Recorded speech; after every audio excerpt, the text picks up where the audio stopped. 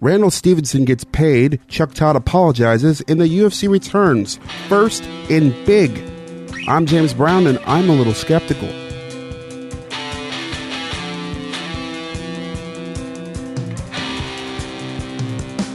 $24,000 a month for the rest of his life. That's how much AT&T is paying their CEO, Randall Stephenson, to go retire. Company filings say that the departing chairman and CEO is retiring with a staggering pension amount, worth $64 million.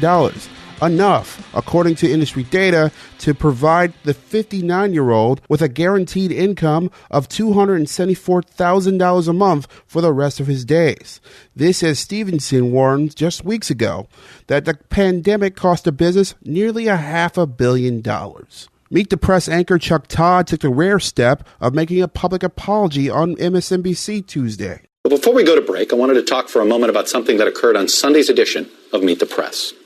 During the program, we aired a soundbite from a CBS News interview with the Attorney General Bill Barr. In the bite that we aired and commented on, Mr. Barr was asked how he thinks the history of his decision to end the prosecution of the former National Security Advisor Michael Flynn will be written. Mr. Barr answered, quote, "History is written by the winner, so it largely depends on who's writing the history." In the full version of the interview and transcript, he went on to say, "But I think a fair history would say that it was a good decision because it upheld the rule of law." Now, we did not edit that out. That was not our edit. We didn't include it because we only saw the shorter of 2 clips that CBS did air. We should have looked at both and checked for a full transcript.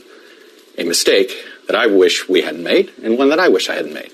The second part of the Attorney General's answer would have put it in the proper context. And had I seen that part of the interview, I would not have framed the conversation the way I did. And I obviously am very sorry for that mistake. The discussion around the edited quote caused calls for Todd to be fired. The UFC drew over 700,000 buys on Tuesday, says John Oleran from Sports Business Journal. It was the first live sporting event to air in America since the pandemic.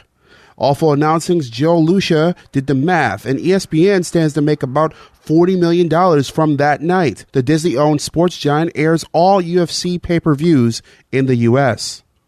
On that note, I'm James Brown, and I bid you good night.